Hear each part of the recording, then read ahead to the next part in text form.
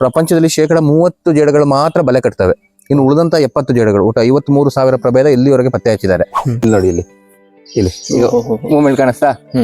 ಹಗಲೊತ್ತಲ್ಲಿ ಇಲ್ಲಿ ನೋಡಿ, ಇಲ್ಲಿ ಎಲೆಯ ಯಾವ ಕಲೆಗಳಿದಾವೋ, ಇಲ್ಲಿ ಎಲೆಗಳ ಬಣ್ಣ ಯಾವ ರೀತಿಯಾಗಿ ಬದಲಾಗಿದೆಯೋ, ಕಲೆಗಳಿದಾವೋ ಅದೇ ಬಣ್ಣದಲ್ಲಿ ಇದು ತಾನು ಸಹ ಇರೋ ಕಾರಣ ಓಪನ್ ಆಗಿದೆ, ಡೈರೆಕ್ಟ್ ಆಗಿ ಎಕ್ಸ್ಪೋಸ್ ಹಾಕೊಂಡಿದೆ. ಆದ್ರೂ ಸಹ ಹಕ್ಕಿಗಳ ಕಣ್ಣಿಗೆ ಇದು ಬೀಳೋದಿಲ್ಲ.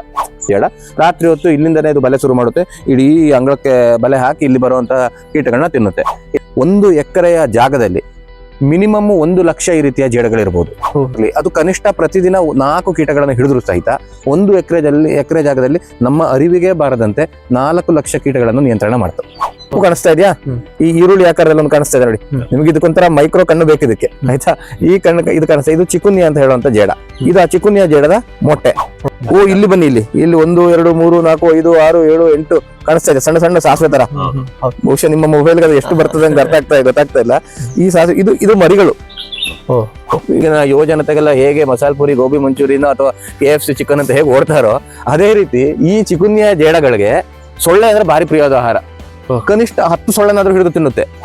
ಈ ಚಿಕುನ್ಯ ಜೇಡದಲ್ಲಿ ಎಂತ ವೈಶಿಷ್ಟ್ಯ ಇದೆ ಅಂದ್ರೆ, ಇದು ಮೊಟ್ಟೆ ಹಾಕಿ ಮರಿ ಮಾಡೋ ಸಮಯದಲ್ಲಿ ಇದಕ್ಕೊಂಥರ ಸೋಷಿಯಲೈಸೇಷನ್. ನಮ್ಮಲ್ಲಿ ಹೇಗೆ ಎಲ್ಲ ನಾವು ಮನುಷ್ಯರೆಲ್ಲ ಒಂದುಗೂಡ್ತೇವೆ, ಒಂದು ಕುಟುಂಬ ವ್ಯವಸ್ಥೆ ಇದೆಯೋ, ಇದು ಕೇವಲ ಅದರ ಸಂತಾನೋತ್ಪತ್ತಿ ಸಮಯದಲ್ಲಿ ಸೋಷಿಯಲೈಸೇಷನ್ ಮಾಡ್ತೇವೆ. ಅಂದ್ರೆ ಯಾವ್ಯಾವ್ದೋ ಊರಲ್ಲಿ ನಮ್ಮ ಅಥವಾ ಯಾವ್ದಾವ್ದೋ ಭಾಗದಲ್ಲಿ ಇರುವಂತಹ ಚಿಕುನ್ಯಗಳೆಲ್ಲ ಒಂದೇ ಮರಕ್ಕೆ ಸೇರ್ತದೆ.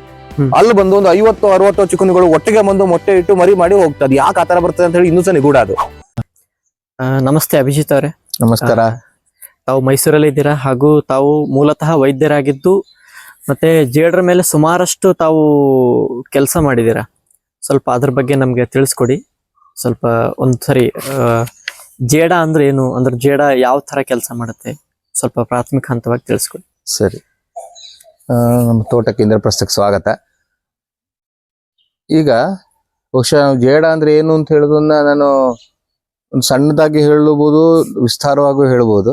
ಅದ್ರ ಬದಲು ನಾವೇನ್ ಮಾಡುವ ಅಂದ್ರೆ, ನಮ್ಮ ತೋಟಕ್ಕೆ ಸುತ್ತ ಹೋಗೋದು ಬೇಡ, ಮನೆ ಸುತ್ತ ಏನೇನ್ ಜೇಡಗಳಿದೆ ಅಂತ ನೋಡ್ಕೊಂಡು ಅದ್ರ ಬಗ್ಗೆ ನಾನು ನಿಮ್ಗೆ ತಿಳಿಸ್ತಾ ಹೋಗ್ತೇನೆ. ಅದು ಸುಲಭ ಅನ್ಸುತ್ತೆ. ಈಗ ನೀವು ಸಾಮಾನ್ಯವಾಗಿ ಈಗ ಬಹುಶಃ ನಮ್ಮ ತೋಟದಲ್ಲೇ ಆಗ್ಲಿ ಬೇರೆ ಎಲ್ಲೇ ಹೋಗ್ಲಿ ಸಹ ನೀವು ರಾತ್ರಿ ಓಡಾಡಿರ್ಬೋದು. ಅವಾಗ ನಿಮ್ಗೆ ಏನ್ ಕಾಣಿಸ್ತದೆ? ಜೇಡದ ಬಲೆ ನೋಡಿರ್ತೀರಿ ನೀವು. ಈಗ ಹಗಲಲ್ಲಿ ಇಲ್ಲಿ ಎಲ್ಲಾದ್ರೂ ನಿಮ್ಗೆ ಬಲೆ ಕಾಣಿಸ್ತಾ ಇದೆಯಾ? ನೀವು ಇದೇ ನಮ್ಮ ತೋಟಕ್ಕೆ ನೀವು ರಾತ್ರಿ ಬಂದ್ರೆ ಇಲ್ಲೊಂದ್ ಬಲೆ, ಅಲ್ಲೊಂದ್ ಬಲೆ, ಅಲ್ಲೊಂದ್ ಬಲೆ ಎಲ್ಲ ಕಾಣಿಸುತ್ತೆ. ಬಟ್ ರಾತ್ರಿ ಹೊತ್ತು ಬಲೆ ಕಾಣಿಸೋದಿಲ್ಲ. ನಿಮ್ಗೆ ಯಾಕೆ ಫಸ್ಟೇ ಬಲೆ ಹೇಳಿದೆ ಅಂದ್ರೆ, ನಮ್ಗೆ ಜೇಡ ಅಂದ್ರೆ ಬಲೆ ಅಂತ ಇದೆ. ಜೇಡ ಅಂದ್ರೆ ಬಲೆ, ಬಲೆ ಅಂದ್ರೆ ಜೇಡ. ಅದೊಂಥರ ಅದು ಸಂಬಂಧ ಅಷ್ಟು ಗಟ್ಟಿಯಾಗಿದೆ. ಹಾಗಾಗಿ ನಾವು ಜೇಡದ ಬಲೆ ಅಂತ ನಾವು ಗುರುತಿಸ್ತೀವಿ. ಆದ್ರೆ ಪ್ರಪಂಚದಲ್ಲಿ 30% ಜೇಡಗಳು ಮಾತ್ರ ಬಲೆ ಕಟ್ತವೆ. ಇನ್ನು ಉಳಿದಂತ 70 ಜೇಡಗಳು ಒಟ್ಟು 53,000 ಪ್ರಭೇದ ಇಲ್ಲಿವರೆಗೆ ಪತ್ತೆ ಹಚ್ಚಿದ್ದಾರೆ. ಅದರಲ್ಲಿ ಕೇವಲ 30% ಮಾತ್ರ ಬಲೆ ಕಟ್ಟುವಂತ ಜೇಡಗಳು. ಇನ್ನು ಉಳಿದಂತವು ಬಲೆ ಕಟ್ಟೋದೇ ಇಲ್ಲ. ಅದು ಬಲೆ ಕಟ್ಟೋದೇನಕ್ಕೆ ಅಂದ್ರೆ ಬೇಟೆಗೋಸ್ಕರ. ಆ ಬಲೆನಲ್ಲಿ ಕೀಟಗಳು ಬೀಳಬೇಕು, ಅದನ್ನ ಹಿಡಿಬೇಕು, ತಿನ್ಬೇಕು. ಹಾಗಾಗಿ ಅವು ಬಲೆ ಕಟ್ತವೆ. ರಾತ್ರಿ ಹೊತ್ತು ದೊಡ್ಡ ಬಲೆ ಕಟ್ತವೆ. ಆ ಬಲೆನಲ್ಲಿ ಕೀಟಗಳು ಬೀಳ್ತವೆ, ಅದನ್ನ ತಿಂತವೆ, ತನ್ನ ಜೀವನವನ್ನು ಸಾಗಿಸ್ತವೆ. ಅದು ಜೇಡದ ಬಲೆ ಕಟ್ಟೋ ಜೇಡಗಳ. ಪುನಃ ಜೇಡಗಳ ಅನ್ನೋದಕ್ಕಿಂತ ಎರನಿಡೆ, ಟೆಟ್ರಾಗ್ನಾಥಿಡೆ ಅಂತ ಕೆಲವು ಫ್ಯಾಮಿಲಿಗಳಿದಾವೆ. ಅಂತವು ಬಲೆ ಕಟ್ಟೋಂತವಕ್ಕೆ ಆ ರೀತಿಯಾದಂತಹ ಒಂದು ನಿರಂತರವಾದ ಒಂದು ಕ್ರಿಯೆ ಇರುತ್ತೆ. ಹಗಲೊತ್ತಲ್ಲಿ ಯಾಕೆ ಕಟ್ಟಬಾರ್ದು ಅಂತಲೂ ನಾವು ಗಮನ ಮಾಡ್ಬೋದು. ಹಗಲೊತ್ತಲ್ಲಿ ಕೀಟಗಳ ಸಂಚಾರ ಕಡಿಮೆ ಒಂದು. ಇನ್ನೊಂದು, ಹಗಲೊತ್ತಲ್ಲಿ ಹಕ್ಕಿಗಳಿಗೆ, ನಿಮ್ಗೆ ಹಕ್ಕಿಗಳು ಚಿಲಿಪಿಲಿ ಕೇಳ್ತಾ ಇದೆ, ಹಕ್ಕಿಗಳು ಸಹಿತ ತುಂಬಾ ಹಾರಾಡ್ತಾ ಇರ್ತವೆ. ಹಕ್ಕಿಗಳಿಗೆ ಪ್ರಮುಖವಾದ ಆಹಾರನೇ ಜೇಡ. ಅಂದ್ರೆ ಕೀಟಗಳು ಅಥವಾ ಜೇಡ ಎಲ್ಲನೂ. ಅದರಲ್ಲಿ ಜೇಡ ಅವಕ್ಕೆ ತುಂಬಾ, ಅದರಲ್ಲಿ ಪ್ರೋಟೀನ್ ರಿಚ್ ಇರ್ತದೆ. ಮರಿಗಳಿಗೆ ಉಣಿಸ್ಲಿಕ್ಕೆ ಜೇಡಗಳನ್ನ ಹೆಚ್ಚು ಹಕ್ಕಿಗಳು ಬಳಸ್ತವೆ. ಹಾಗಾಗಿ ಹಕ್ಕಿಗಳಿಂದ ತನ್ನನ್ನು ತಾನು ರಕ್ಷಿಸ್ಕೊಳ್ಳಿಕ್ಕೆ ಜೇಡಗಳು ಇವಾಲ್ಯೂಷನ್ ಅಲ್ಲಿ ಏನಾದವು ಅಂದ್ರೆ, ಹಗಲೊತ್ತಲ್ಲಿ ರಾತ್ರಿ ಹೊತ್ತು ಬರೀ ಗೂಬೆ ಮತ್ತೆ ಕೆಲವು ಹಕ್ಕಿಗಳು ಮಾತ್ರ ಎಚ್ಚರ ಇರ್ತವೆ, ಮತ್ತು ಕೀಟಗಳ ಸಂಚಾರ ಜಾಸ್ತಿ ಇರ್ತದೆ. ಹಾಗೆ ಕೀಟಗಳ ನಿಯಂತ್ರಣ ನಮ್ಮ ದೃಷ್ಟಿಯಿಂದ ಅವಕ್ಕೆ ಆಹಾರ, ಕೀಟಗಳ ಆಹಾರವಾಗಿ ಸ್ವೀಕರಿಸೋದಕ್ಕೆ ರಾತ್ರಿ ಹೊತ್ತು ಬಲೆ ಕಟ್ಟೋದು ಪ್ರಧಾನ ಅಂತ ರಾತ್ರಿ ಹೊತ್ತಲ್ಲಿ ಬಲೆ ಕಟ್ಲಿಕ್ಕೆ ಹೋದ್ವು. ಇನ್ನು ಹಗಲೊತ್ತಲ್ಲಿ ಆ ಜೇಡಗಳೆಲ್ಲೋದು, ಅವು ಏನ್ ಮಾಡ್ತಾವುದು? ಉದಾಹರಣೆಗೆ ಇದೇ ಬನ್ನಿ, ಇದೊಂದು ಟ್ರೀ ಟೊಮ್ಯಾಟೊ ಅಂತ ಹೇಳ್ತೀವಿ, ಮರ ಬದನೆ. ಇಲ್ಲೊಂದು ಕೀಟ ನಿಮ್ಗೆ ಕಾಣಿಸ್ತಾ ಇದೆ ನಿಮ್ಮ. ಹಾಗೆ ಮುಂದಕ್ಕೆ ಇಲ್ಲಿ ಬಂದಾಗ ಇಲ್ಲಿ ನಿಮ್ಗೆ ಈ ಎಲೆನಲ್ಲಿ ನಿಮ್ಗೆ ಎಲ್ಲಾದ್ರೂ ಜೇಡ ಕಾಣಿಸ್ತಾ ಇದೆಯಾ? ಇಲ್ಲ. ಬಹುಶಃ ನಿಮ್ಗೆ ಈ ಎಲೆನಲ್ಲೇ ನೋಡಿ. ಈಗ ನನ್ನ ಕೈಯನ್ನು ಫೋಕಸ್ ಮಾಡಿ ಇಲ್ಲಿ ನೋಡಿ, ಇಲ್ಲಿ ಈಗ ಮೂಮೆಂಟ್ ಕಾಣಿಸ್ತಾ? ಹಗಲೊತ್ತಲ್ಲಿ ಇಲ್ಲಿ ನೋಡಿ, ಇಲ್ಲಿ ಎಲೆಯ ಯಾವ ಕಲೆಗಳಿದಾವೋ, ಇಲ್ಲಿ ಎಲೆಗಳ ಬಣ್ಣ ಯಾವ ರೀತಿಯಾಗಿ ಬದಲಾಗಿದೆಯೋ, ಹ್ಮ್. ಕಲೆಗಳಿದಾವೋ ಅದೇ ಬಣ್ಣದಲ್ಲಿ ಇದು ತಾನು ಸಹ ಇರೋ ಕಾರಣ ಓಪನ್ ಆಗಿದೆ, ಡೈರೆಕ್ಟ್ ಆಗಿ ಎಕ್ಸ್ಪೋಸ್ ಹಾಕೊಂಡಿದೆ, ಆದ್ರೂ ಸಹ ಹಕ್ಕಿಗಳ ಕಣ್ಣಿಗೆ ಇದು ಬೀಳೋದಿಲ್ಲ. ಮತ್ತೆ ನಮಗೆ ಏನು ಈ ಗ್ರೇ ಆಗಿ ಕಾಣ್ತಾ ಇದೆಯೋ ಇದೇ ಬಣ್ಣದಲ್ಲಿ ಹಕ್ಕಿಗಳಿಗೆ ಕಾಣಬೇಕು ಅಂತಲೂ ಇಲ್ಲ. ಹಕ್ಕಿಗಳದ್ದು ಅದು ಇನ್ಫ್ರಾರೆಡ್ ವಿಷನ್ ಅಲ್ಲಿ ಅದಕ್ಕೆ ಬೇರೆನೇ ತರ ಕಾಣಿಸಬಹುದು. ಆದ್ರೂ ಸಹಿತ ಇದು ತನ್ನನ್ನು ತಾನು ರಕ್ಷಿಸ್ಕೊಳ್ಳೋದ್ರಲ್ಲಿ ಶಕ್ತವಾಗಿದೆ ಅಂದ್ರೆ ಇದು ಹಕ್ಕಿಗಳ ಕಣ್ಣಿಗೆ ಗೋಚರಿಸ್ತಾ ಇಲ್ಲ ಅಂತ ಅರ್ಥ. ಹಾಗಾಗಿ ಇದಕ್ಕೆ ಕ್ಯಾಮೋಫ್ಲೇಜ್ ಅಂತ ಹೇಳ್ತೇವೆ, ಅಥವಾ ಕನ್ನಡದಲ್ಲಿ ವರ್ಣತಾದ್ರೂಪ್ಯತೆ ಅಂತ ಹೇಳ್ಬೋದು ನಾವು. ಸೊ ಇದು ಈ ರೀತಿಯ ಬಣ್ಣದಲ್ಲಿ ಇರೋ ಕಾರಣ ನಮ್ಮ ಕಣ್ಣಿಗೂ ಕಾಣೋದಿಲ್ಲ, ನಮ್ಮ ನಾರ್ಮಲ್ ಲೈಟ್ ವಿಷನ್ಗೂ ಕಾಣೋದಿಲ್ಲ, ಇನ್ಫ್ರಾರೆಡ್ ವಿಷನ್ಗೂ ಸಹಿತ ಬಹುಶಃ ಪ್ರಾಯಶಃ ಕಾಣೋದಿಲ್ಲ. ಅಕಸ್ಮಾತ್ ಕಾಣುತ್ತೆ ಅಂತ ಆಗಿದ್ರೆ ಇದನ್ನ ಹಕ್ಕಿಗಳು ಬಂದು ತಿಂತಿದ್ವು. ಅದರ ಅಷ್ಟು ಸಂಖ್ಯೆಯಲ್ಲಿ ಇದು ಎರಿಯೋವಿಕ್ಸಿಯಾ ಅಂತ ಹೇಳುವಂತ ಒಂದು ಬಲೆ ಮಾಡೋ ಜೇಡ. ರಾತ್ರಿ ಹೊತ್ತು ಇಲ್ಲಿಂದನೇ ಇದು ಬಲೆ ಶುರು ಮಾಡುತ್ತೆ, ಇಡೀ ಅಂಗಳಕ್ಕೆ ಬಲೆ ಹಾಕಿ ಇಲ್ಲಿ ಬರುವಂತ ಕೀಟಗಳನ್ನ ತಿನ್ನುತ್ತೆ. ಎಷ್ಟು ತಿನ್ನುತ್ತೆ? ಒಂದು ಬಲೆ ಮಾಡುವಂತ ಜೇಡಗಳು ಕನಿಷ್ಠ ಒಂದು ರಾತ್ರಿಯಲ್ಲಿ 4 ಕೀಟಗಳನ್ನಾದ್ರೂ ತಿನ್ನುತ್ತೆ. ಕೀಟಗಳಂದ್ರೆ ನಮ್ಮ ದೃಷ್ಟಿಯಲ್ಲಿ ಕೀಟಗಳಂದ್ರೆ ಪೆಸ್ಟ್, ನಮಗೆ ತೊಂದರೆ ಕೊಡುವಂಥವು, ಅಂತಹ ಕೀಟಗಳನ್ನ ಇದು ತಿನ್ನುತ್ತೆ. 1 ಎಕರೆಯ ಜಾಗದಲ್ಲಿ ಮಿನಿಮಮ್ 1 ಲಕ್ಷ ಈ ರೀತಿಯ ಜೇಡಗಳಿರ್ಬೋದು. ಬಲೆ ಮಾಡೋದಿರ್ಲಿ, ಬಲೆ ಮಾಡದೇ ಇರೋದಿರ್ಲಿ, ಅದು ಕನಿಷ್ಠ ಪ್ರತಿದಿನ 4 ಕೀಟಗಳನ್ನು ಹಿಡಿದ್ರು ಸಹಿತ 1 ಎಕರೆ ಜಾಗದಲ್ಲಿ ನಮ್ಮ ಅರಿವಿಗೆ ಬಾರದಂತೆ 4 ಲಕ್ಷ ಕೀಟಗಳನ್ನು ನಿಯಂತ್ರಣ ಮಾಡ್ತು. ಅಷ್ಟು ಉಪಕಾರ ಈ ಜೇಡ ಮಾಡುತ್ತೆ. ಈ ಜೇಡ ಈಗ ಇದು ಹೀಗೆ ಕೂರ್ತು, ಇನ್ನು ಹೀಗೆ ಮುಂದಕ್ಕೆ ಬನ್ನಿ. ಇದು ಬಹುಶಃ ನಿಮ್ಗೆ ಆ ಜೇಡ ನಿಮ್ಗೆ ಅದು ಇರೋಂತ ಕಾಣಿಸ್ತಾ ಇಲ್ಲ. ಇಲ್ಲಿ ನೋಡಿ, ಇಲ್ಲಿ ಸುಮ್ಮನೆ ನಿಮ್ಗೆ ಬರೀ ಎಲೆ ಕಾಣಿಸ್ತಾ ಇದೆ, ಇದು ಹೂ ಕಾಣಿಸ್ತಾ ಇದೆ, ಒಣಗಿರೋ ಕಡ್ಡಿ ಕಾಣಿಸ್ತಾ ಇದೆ, ಇಲ್ಲೊಂದು ಕಾಣಿಸ್ತಾ, ಇಲ್ಲಿ ಏನಾದ್ರು ಕಾಣಿಸ್ತಾ ಇದೆ ಈ ಎಲೆನಲ್ಲಿ ನಿಮ್ಗೆ? ಸುಮ್ನೆ ಹಾಗೆ ಗಮನಿಸಿ, ಈ ಎಲೆನಲ್ಲಿ ಏನಾದ್ರು ಕಾಣಿಸ್ತಾ ಇದೆಯಾ?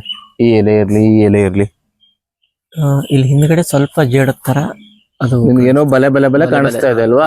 ಬಲೆ ಬಲೆ ಇದು ನೋಡಿ, ಈ ಬಿಳಿ ಇದೆಯಲ್ಲ, ಇದಕ್ಕೆ ಮೀಲಿ ಬಗ್ ಅಂತ ಹೇಳ್ತೀವಿ, ವೈಟ್ ಫ್ಲೈ ಅಂತ ಹೇಳ್ತೀವಿ. ಇದು ಎಲೆನ ಈ ತೆಂಗಿನ ಅಲ್ಲಿ ಇದು ದೊಡ್ಡ ಸಮಸ್ಯೆ ಆಗಿ ಕಾಡ್ತಾ ಇದೆ ಈ ಮೀಲಿ ಬಗ್. ಈ ಮೀಲಿ ಬಗ್ ಈ ಬದನೆಗೂ ಸಹ ಎಫೆಕ್ಟ್ ಆಗಿದೆ. ಈ ಬದನೆಗೆ ಎಫೆಕ್ಟ್ ಆದ್ರೆ ಏನು ಸಮಸ್ಯೆ ಇಲ್ಲ, ಯಾಕಂದ್ರೆ ಇದು ನಮಗೆ ಏನು ಆಹಾರ ಕೊಡುವಂತ ಬೆಳೆ ಅಲ್ಲ ಇದು. ಹಾಗಾಗಿ ನಮಗೆ ಈ ತರದ ಸಸ್ಯ ವೈವಿಧ್ಯತೆ ಜಾಸ್ತಿ ಇದ್ದಷ್ಟು ನಮಗೆ ಯಾವುದು ಅಷ್ಟು ಅಗತ್ಯ ಅಲ್ಲ ಅಂತ ಹೇಳುವಂಥದ್ದಕ್ಕೆ ಅದು ಬಂದಾಗ ನಮ್ಮ ಮುಖ್ಯ ಬೆಳೆ ಯಾವ್ದು ಕೊಡುತ್ತೋ, ಅಡಿಕೆ ಆಗ್ಲಿ ಅಥವಾ ಬಾಳೆ ಆಗ್ಲಿ ಅಂತದಕ್ಕೆ ಇವು ಬಾಧೆ ಕೊಡದೇ ಇರೋ ಕಾರಣ ಈ ರೀತಿಯ ಸಸ್ಯ ವೈವಿಧ್ಯತೆ ಒಂದು ನಮ್ಮ ಆಹಾರ ಬೆಳೆಗೆ ಒಂದು ಭದ್ರತೆಯನ್ನು ಕೊಡೋದು ಒಂದು ಭಾಗ. ಇನ್ನೊಂದು ಭಾಗ, ಇದೇ ಎಲೆನ ನೀವು ಹಾಗೆ ಗಮನಿಸಿ, ನೀವು ಇದನ್ನೇ ಇಲ್ಲಿ ಗಮನಿಸಿ, ಇಲ್ಲಿ ಬಿಳಿಯಾಗಿ ಕಾಣಿಸ್ತಾ ಇದೆ ಅಲ್ವಾ? ಇದು ಮೀಲಿ ಬಗ್ಗು. ಇಲ್ಲೊಂದು ಬಿಳಿ ಭಾಗ ಕಾಣಿಸ್ತಾ ಇದೆಯಾ ಇಲ್ಲಿ? ಇದು ಚಿಕುನ್ಯ ಅಂತ ಹೇಳೋ ಒಂದು ಜೇಡದ ಮೊಟ್ಟೆ. ಇಲ್ಲಿ ಕಪ್ಪು ಕಾಣಿಸ್ತಾ ಇದೆಯಾ? ಈ ಈರುಳ್ಳಿ ಆಕಾರದಲ್ಲಿ ಒಂದು ಕಾಣಿಸ್ತಾ ಇದೆ ನೋಡಿ. ನಿಮ್ಗೆ ಇದಕ್ಕೊಂಥರ ಮೈಕ್ರೋ ಕಣ್ಣು ಬೇಕಿದಕ್ಕೆ, ಆಯ್ತಾ? ಈ ಕಣ್ಣು ಇದು ಕಾಣಿಸ್ತಾ, ಇದು ಚಿಕುನ್ಯ ಅಂತ ಹೇಳುವಂತ ಜೇಡ. ಇದು ಆ ಚಿಕುನ್ಯ ಜೇಡದ ಮೊಟ್ಟೆ, ಇದು ಅದರದೇ ಮೊಟ್ಟೆ. ಇಲ್ಲಿ ಬನ್ನಿ, ಇಲ್ಲಿ 1 2 3 4 5 6 7 8 ಕಾಣಿಸ್ತಾ ಇದೆ, ಸಣ್ಣ ಸಣ್ಣ ಸಾಸಿವೆ ತರ. ಬಹುಶಃ ನಿಮ್ಮ ಮೊಬೈಲ್ಗೆ ಅದು ಎಷ್ಟು ಬರ್ತದೆ ಅಂತ ಗೊತ್ತಾಗ್ತಾ ಇಲ್ಲ. ಈ ಸಾಸಿವೆ ಇದ್ರ ಮರಿಗಳು. ಇನ್ನು ಹಾಗೆ ಮುಂದಕ್ಕೆ ಹೋಗಿ ಈ ಎಲೆನಲ್ಲಿ ನೋಡಿ, ಇಲ್ಲಿ ಗಮನಿಸಿ, ಬಹುಶಃ ಈ ಎಲೆನಲ್ಲಿ ಗಮನಿಸಿ, ಈ ಎಲೆನಲ್ಲಿ ಗಮನಿಸಿ. ಮತ್ತೆ ಪುನಃ ಇಲ್ಲೊಂದು ಚಿಕುನ್ಯ ಇದೆ, ಇಲ್ಲೊಂದು ಮೊಟ್ಟೆ ಇದೆ, ಇಲ್ಲಿ ಸಹ ಮರಿಗಳಿದಾವೆ. ಸೊ ಇಲ್ಲಿ ಒಂದೇ ಎಲೆನಲ್ಲಿ ನಿಮಗೆ ನಾನೊಂದು 20 ಜೇಡಗಳನ್ನ ತೋರಿಸಿದೆ. ಈ ಚಿಕುನ್ಯ ಜೇಡದ ಮುಖ್ಯವಾದ, ಅದಕ್ಕೆ ಅತ್ಯಂತ ಫೇವರೇಟ್ ಈಗಿನ ಯುವ ಜನತೆಗೆಲ್ಲ ಹೇಗೆ ಮಸಾಲ ಪುರಿ, ಗೋಬಿ ಮಂಚೂರಿನೋ ಅಥವಾ KFC ಚಿಕನ್ ಅಂತ ಹೇಗೆ ಓಡ್ತಾರೋ, ಅದೇ ರೀತಿ ಈ ಚಿಕುನ್ಯ ಜೇಡಗಳಿಗೆ ಸೊಳ್ಳೆ ಅಂದ್ರೆ ಭಾರಿ ಪ್ರಿಯವಾದ ಆಹಾರ. ಕನಿಷ್ಠ 10 ಸೊಳ್ಳೆನಾದ್ರೂ ಹಿಡಿದು ತಿನ್ನುತ್ತೆ. ಈ ಚಿಕುನ್ಯ ಜೇಡದಲ್ಲಿ ಎಂತ ವೈಶಿಷ್ಟ್ಯ ಇದೆ ಅಂದ್ರೆ, ಇದು ಮೊಟ್ಟೆ ಹಾಕಿ ಮರಿ ಮಾಡೋ ಸಮಯದಲ್ಲಿ ಇದಕ್ಕೊಂಥರ ಸೋಷಿಯಲೈಸೇಷನ್. ನಮ್ಮಲ್ಲಿ ಹೇಗೆ ಎಲ್ಲ ನಾವು ಮನುಷ್ಯರೆಲ್ಲ ಒಂದುಗೂಡ್ತೇವೆ, ಒಂದು ಕುಟುಂಬ ವ್ಯವಸ್ಥೆ ಇದೆಯೋ, ಇದು ಕೇವಲ ಅದರ ಸಂತಾನೋತ್ಪತ್ತಿ ಸಮಯದಲ್ಲಿ ಸೋಷಿಯಲೈಸೇಷನ್ ಮಾಡ್ತೇವೆ. ಅಂದ್ರೆ ಯಾವ್ಯಾವ್ದೋ ಊರಲ್ಲಿ ನಮ್ಮ ಅಥವಾ ಯಾವ್ದಾವ್ದೋ ಭಾಗದಲ್ಲಿ ಇರುವಂತ ಚಿಕುನ್ಯಗಳೆಲ್ಲ ಒಂದೇ ಮರಕ್ಕೆ ಸೇರ್ತದೆ. ಅಲ್ಲಿ ಬಂದು ಒಂದು 50 60 ಚಿಕುನ್ಯಗಳು ಒಟ್ಟಿಗೆ ಬಂದು ಮೊಟ್ಟೆ ಇಟ್ಟು ಮರಿ ಮಾಡಿ ಹೋಗ್ತದೆ. ಯಾಕೆ ಆತರ ಬರ್ತದೆ ಅಂತ ಹೇಳಿ ಇನ್ನೂ ಸಹ ನಿಗೂಢ. ಅದು ಎಲ್ಲೋ ಇರುವಂತವು, ನಮ್ಗೆ ಈಗ ಇಷ್ಟಿಷ್ಟೆಲ್ಲ ಸಂಪರ್ಕ ಇದಾವೆ, ಇವಕ್ಕೆ ಯಾವ್ದು ಸಂಪರ್ಕ ಇಲ್ಲದೆ ಕೇವಲ ಅವುಗಳ ಫೆರೋಮೋನ್ ಟ್ರೇಸಿಂಗ್ ಅಲ್ಲೇನೆ ಎಲ್ಲೋ ಇರುವಂತ ಜೇಡುಗಳು ಒಂದು ಕಡೆ ಒಗ್ಗೂಡಿ ಅಲ್ಲಿ ಸಂತಾನೋತ್ಪತ್ತಿ ಮಾಡಿ ಇಲ್ಲಿ ಸಾವಿರಾರು ಚಿಕುನ್ಯಗಳಾಗಿ ಇಲ್ಲಿಂದ ಮತ್ತೆ ಪುನಃ ಬೇರೆ ಕಡೆಗೆ ಹೋಗ್ತವೆ. ಅದು ಇದರ ಸ್ಪೆಷಾಲಿಟಿ. ಪ್ರತಿನಿತ್ಯ ಕನಿಷ್ಠ 10 ಸೊಳ್ಳೆನಾದ್ರೂ ತಿನ್ನುತ್ತೆ. ಸೊಳ್ಳೆಯಿಂದ ನಮಗೆ malaria, chikungunya, dengue, filaria, Zika virus ಈ ತರ ಸುಮಾರು ಕಾಯಿಲೆಗಳೆಲ್ಲವೇ ನಾವು ಸೊಳ್ಳೆಯಿಂದ ನಮಗೆ ಬರ್ತಾ ಇದೆ. ಮತ್ತು ಈ ಸೊಳ್ಳೆ ಕಾರಣವಾಗಿಯೇ ಸರ್ಕಾರಗಳು ತನ್ನ ಬಜೆಟ್ ಅನ್ನು ಒಂದಿಷ್ಟು ಮೀಸಲಾಗಿ ಇಡಬೇಕಾಗ್ತದೆ. ಇಲ್ಲ ಯಾಕಂದ್ರೆ ನಮ್ಗೆ ಒಂದು ಡೆಂಗು ಮುಕ್ತ ಅಭಿಯಾನನೋ ಮಲೇರಿಯಾ ಮುಕ್ತ ಅಭಿಯಾನನೋ ಅಂತ ಪ್ರತಿನಿತ್ಯ ಎಲ್ಲ ಕಡೆ ಡೆಂಗು ರಸ ಸಾರುವಂತಹ ಸನ್ನಿವೇಶದಲ್ಲಿ ಕೆಲವು ಸಂದರ್ಭದಲ್ಲಿ ಬರುತ್ತೆ. ಈಗ ಒಂದು ಹಂತದಲ್ಲಿ ಡೆಂಗು ಸಿಕ್ಕಾಪಟ್ಟೆ ಜಾಸ್ತಿ ಆಗ್ತದೆ. ಇಲ್ಲಿ ಈ ರೀತಿಯಾಗಿ ಓಪನ್ ಆಗಿ ನೀರಿಡಬೇಡಿ, ಅಥವಾ ನೀವು ಎಳ್ನೀರು ಕೊಚ್ಚಿದ್ದೇನೋ ಉಲ್ಟಾ ಹಾಕಿ ಟಯರಲ್ಲಿ ನೀರಿಡಬೇಡಿ, ಆ ರೀತಿಯಾದಂತೆಲ್ಲ ಹೇಳಬೇಕಾಗ್ತದೆ. ಆದ್ರೆ ಈ ಚಿಕುನಿಯ ತನಗದು ಸಂಬಂಧನೇ ಇಲ್ಲ ಅಂತ ಹೇಳಿ ಒಂದೊಂದು ಚಿಕುನಿಯನ್ನು ಕನಿಷ್ಠ 10 ಸೊಳ್ಳೆಗಳನ್ನ ಪ್ರತಿನಿತ್ಯ ಹಿಡಿದು ಮನುಷ್ಯರಿಗೆ ಉಪಕಾರ ಮಾಡ್ತಾ ಇದೆ. ಈ ಉಪಕಾರ ನಮಗೆ ಗೊತ್ತೇ ಆಗ್ತಾ ಇಲ್ಲ. ಯಾಕಂದ್ರೆ ಇದು ಇರುವಂತದ್ದು ಗೋಚರ ಆಗ್ತಾ ಇಲ್ಲ, ಇದು ಮಾಡೋ ಕೆಲ್ಸನೂ ಗೋಚರ ಆಗ್ತಾ ಇಲ್ಲ. ಅಷ್ಟು ಒಂಥರ ಅವಿತುಕೊಂಡು, ಅಥವಾ ಅಷ್ಟು ಸಹ ತಾನು ಒಂಥರ DVG ಅವರು ಹೇಳಿದಾಗೆ ನಮಗೆ ಹೊಲಿನಿಂದ ತೊಟ್ಟಿಗಳನ್ನು ಮಂಕುತಿಮ್ಮ, ಇದು ಯಾವುದೇ ಸದ್ದುಗದ್ದಲ ಮಾಡ್ತಾ ಇಲ್ಲ. ಆ ಸದ್ದುಗದ್ದಲ ಮಾಡದೆ ಇಂಥ ಚಿಕುನ್ಯಾಗೆ ತನ್ನ ಕೆಲಸಗಳನ್ನು ಮಾಡ್ತಾ ಇದೆ. ಈಗ ಅದು ಅಂದ್ರೆ ಅದರಷ್ಟೇ ಈಗ ಹೆಚ್ಚು ಕಮ್ಮಿ ಇದ್ರ ದೇಹ ಎಷ್ಟು ಇದೆಯೋ ಒಂದು ಸೊಳ್ಳೆದು ಕೂಡ ಹೆಚ್ಚು ಕಡಿಮೆ ಅಷ್ಟೇ ದೇಹ ಇದೆ. ಈಗ ಇದು ಒಂದು ಜೇಡ ಅಷ್ಟು ಅಂದ್ರೆ ಈಗ ನೀವು 10 ಹೆಚ್ಚು ಕಡಿಮೆ 10 ಅಂತಂದ್ರಿ, ಅಷ್ಟು ತಿನ್ಲಿಕ್ಕೆ ಹೇಗ್ ಸಾಧ್ಯ?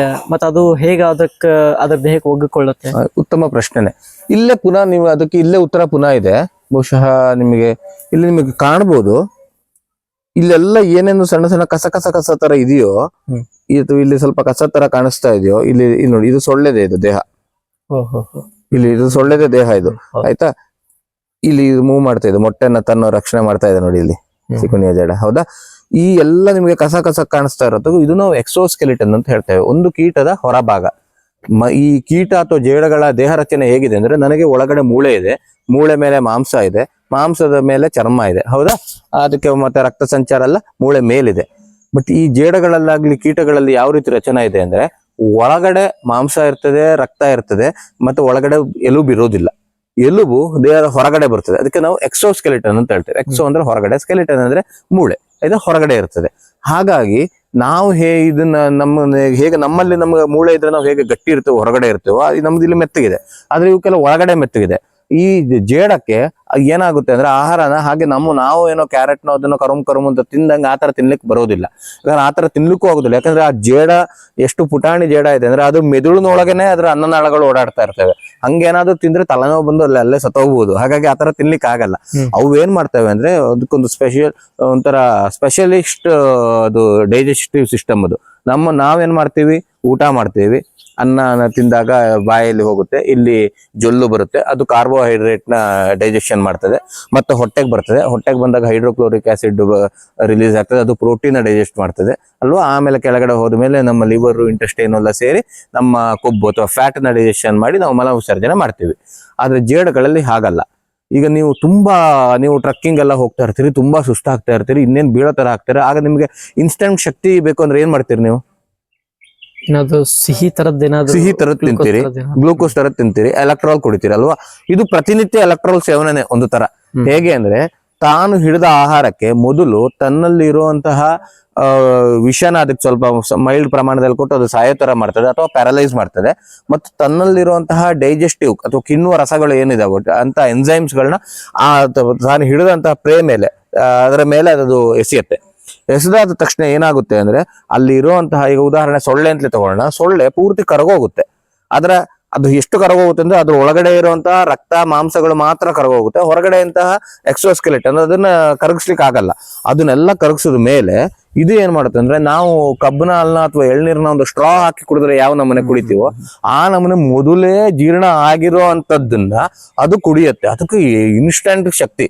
ಹಾಗಾಗಿ ಅದ್ರ ಒಳಗಡೆ ಇರೋದನ್ನ ಬರೀ ರಸವಾದ ರೂಪದಲ್ಲಿ ಕುಡಿಯೋ ಕಾರಣ ಅಥವಾ ತಿನ್ನೋ ಕಾರಣ, ತನ್ನ ದೇಹ ಎಷ್ಟಿದೆಯೋ ಅದರ 10-20 ಪಟ್ಟು ಆಹಾರವನ್ನು ತಿನ್ನೋದ್ರಲ್ಲಿ ಇದು ಶಕ್ತವಾಗಿರುತ್ತೆ. ಮತ್ತೆ ತನ್ನನ್ನು ತಾನು ಹಿಗ್ಗಿಸಬಲ್ಲದು. ಇದ್ರ ಹೊಟ್ಟೆ ಭಾಗ ಸ್ವಲ್ಪ ಹಿಗ್ಗುವಂತ ಶಕ್ತಿ ಇದೆ. ಹಾಗಾಗಿ ತಾನು ಎಷ್ಟು ತಿಂತೀವಿ ಅಂದ್ರೆ ಅಷ್ಟು ಅಗಾಧವಾಗಿ ತಿಂತೀವಿ. ನಾವು ಅಷ್ಟೆಲ್ಲ ತಿನ್ನಕ್ ಸಾಧ್ಯನೇ ಇಲ್ಲ. ನಾವು ಈಗ ನಮ್ಗೊಂಥರ ಬುಲಿಮಿಯ ತರ ಕಾಯಿಲೆ ಬಂದಿದೆ, ತಿನ್ನೋ ಮನಸ್ಥಿತಿ ಬಂದ ಕಾರಣ ಬೇಡದೇ ಇರೋ ಸಮಯದಲ್ಲಿ ತಿಂತಾ ಇದೀವಿ, ಆಗ್ತಾ ಇದೆ. ಬಿಟ್ರೆ ಅದ ಮನುಷ್ಯನಿಗೆ ತಾನಾಗತ್ತೋ ಯಾವುದೇ ಪ್ರಾಣಿಗಳಿಗೆ, ಒಂದು ಹುಲಿನೇ ಸಿಂಹನೇ ತಗೊಳ್ಳಿ, ಒಂದ್ಸಲ ತಿಂದ್ರೆ ಒಂದು ವಾರಕ್ಕೆ ಅದಕ್ಕೆ ಆಹಾರ ಬೇಡ. ಮನುಷ್ಯನಿಗಾದ್ರೂ ಅಷ್ಟೇ ಆಹಾರ ಕಮ್ಮಿ ಸಾಕು, ಆದ್ರೆ ಕೀಟಗಳಿಗೆ ಆಹಾರ ಜಾಸ್ತಿ ಬೇಕು. ಅದು ಜೇಡಗಳು ಮಾತ್ರ ಅಲ್ಲ, ಈವನ್ ಈ ಎಲೆನ ಸ್ಯಾಪ್ ತಿನ್ನುವಂತ ಮೀಲಿ ಬಗ್ಗಳಾಗ್ಲಿ ಅವೆಲ್ಲನೂ ಇದೇ ತರ ತಿನ್ನುವಂಥದ್ದು. ಹಾಗಾಗಿ ನಮ್ಗೆ ನೋಡಿ ಒಂದೇ ಹುಳ ಇಷ್ಟನ್ನು ಬಾಧಿಸಿ ಇಲ್ಲಿ ಒಂಥರ ಕಪ್ ಕಪ್ ಕಾಣೋ ತರ ಮಾಡಿರ್ಬೋದು. ಇದು ಅಂದ್ರೆ ಆ ಕೀಟಕ್ಕೂ ಅದೇ ಶಕ್ತಿ ಇದೆ, ಎಷ್ಟು ಬೇಕು ಅದು ತನಗಿಂತ ಅಧಿಕ ಪ್ರಮಾಣದಲ್ಲಿ ಅದು ತಿನ್ನುವಂತ ಸಾಮರ್ಥ್ಯ ಇದೆ. ನಮಗ ಆ ಸಾಮರ್ಥ್ಯ ಇಲ್ಲ, ಜೇಡಗಳಿಗೆ ಆ ಸಾಮರ್ಥ್ಯ ಇದೆ. ಅದಕ್ಕೆ ಆ ಸಾಮರ್ಥ್ಯ ಎಷ್ಟಿದೆ ಅಂದ್ರೆ ನಮಗೆ ಯಾವುದು ನಾವು ಕೀಟ ಅಥವಾ ಬಾಧೆ ಕೊಡುವಂತ ಕೀಟ ಅಂತ ಹೇಳ್ತೇವೋ ಅಂಥದನ್ನ ತಿಂದು ಬದುಕಿ ನಮಗೆ ಉಪಕಾರ ಕೊಡುತ್ತೆ.